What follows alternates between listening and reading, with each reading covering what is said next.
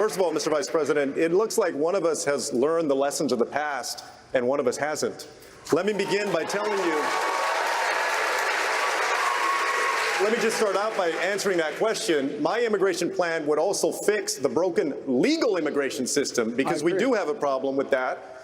Secondly, the only way that we're going to guarantee that these kinds of family separations don't happen in the future is that we need to repeal this law. There's still going to be consequences if somebody crosses the border. It's a civil action. Also, we have 654 miles of fencing. We have thousands of personnel at the border. We have planes, we have boats, we have helicopters, we have security cameras. What we need are politicians that actually have some guts on this issue. Thank you, Secretary. President, you can't have it both ways. You invoke President Obama more than anybody in this campaign. You can't do it when it's convenient and then dodge it when it's not.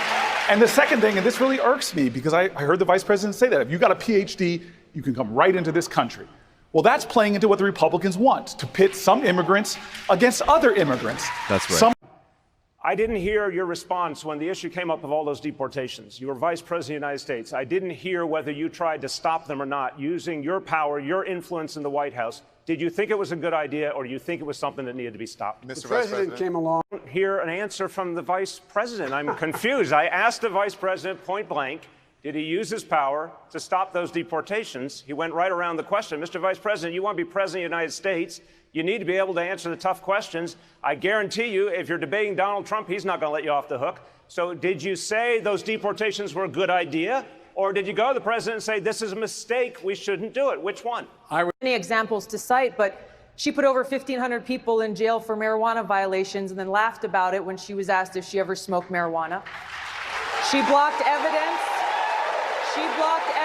That would have freed an innocent man from death row until the courts forced her to do so. She kept people in prison beyond their sentences to use them as cheap labor for the state of California.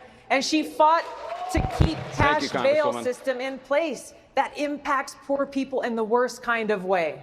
To make a difference and an impact in these people's lives, you did not. And worse yet, in the case of those who were on death row, innocent people, you actually blocked evidence from being revealed that would have freed them until you were forced to do so. There is no excuse for that.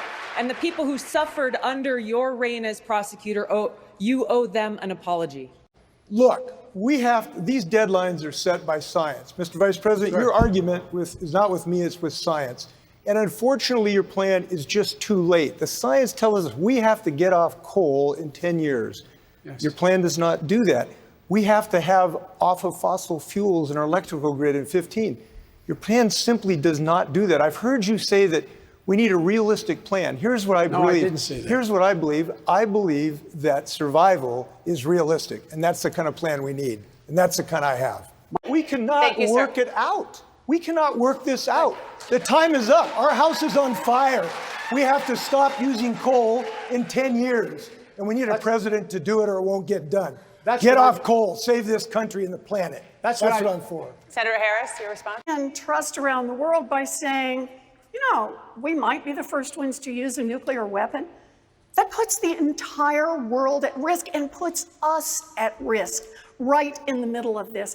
At a time when Donald Trump is pulling out of our nuclear negotiations, expanding the opportunities for nuclear proliferation around the world, has pulled us out of the deal in Iran, and Iran is now working on its nuclear weapon. The world gets closer and closer to nuclear warfare. We have to have an announced policy that is one the entire world can live with. We need to make that clear. We will respond if someone else does, but Governor not Bullock, first. please respond. Is that every credible poll that I have seen has me beating Donald Trump, including the battleground states of Michigan, where I won the Democratic primary, Wisconsin, where I won the Democratic primary, and Pennsylvania. And the reason we are going to defeat Trump and beat him badly is that he is a fraud and a phony, and we're going to expose him for what he is. The American people want to have a minimum wage, which is a living wage, $15 an hour. I've helped lead that effort. The American people want to pay reasonable prices for prescription drugs, not the highest prices in the world. I've helped lead the effort for that as well. Governor. I was a mayor, and I helped transform my city. I have some practical experience. Second of all, interestingly enough, today is the anniversary of Medicare. 54 years ago, under Lyndon Johnson and the Democratic Congress, they started a new program. After 1 year, 19 million elderly people in it. Please don't tell me that in a 4-year period, we cannot go from 65 down to 55 to 45 to 35. This is not radical. This is what virtually every other country on earth does. We are Thank you, Senator. the odd guy out.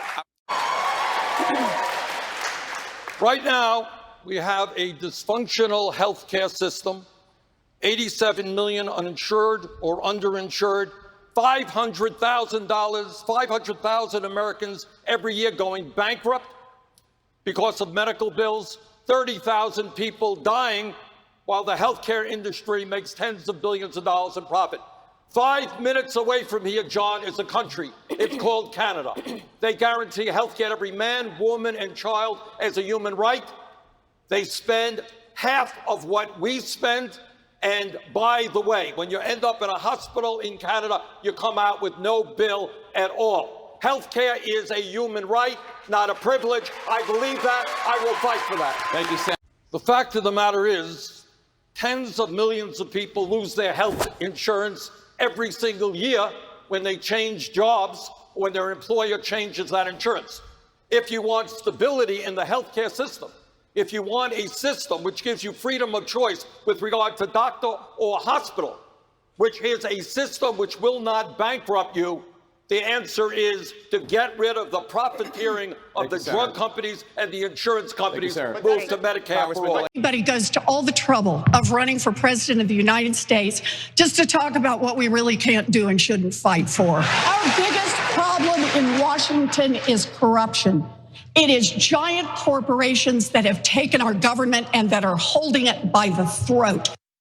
Under Medicare for all, the hospitals will save substantial sums of money because they're not going to be spending a fortune doing billing and the other bureaucratic things that they have to do today.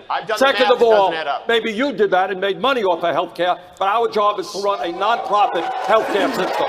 For senior citizens, it will finally include dental care, hearing aids, and eyeglasses. But you don't know Second of all, you don't know that, second Bernie. of all, We'll come to you in a second, I do know, Congressman. and I wrote the damn bill. And second of all, many of our union brothers and sisters, nobody more pro-union than me up here, are now paying high deductibles and co-payments. And when we do Medicare for all, instead of having the company putting money into health care, they can get decent wage increases, which they're not getting today.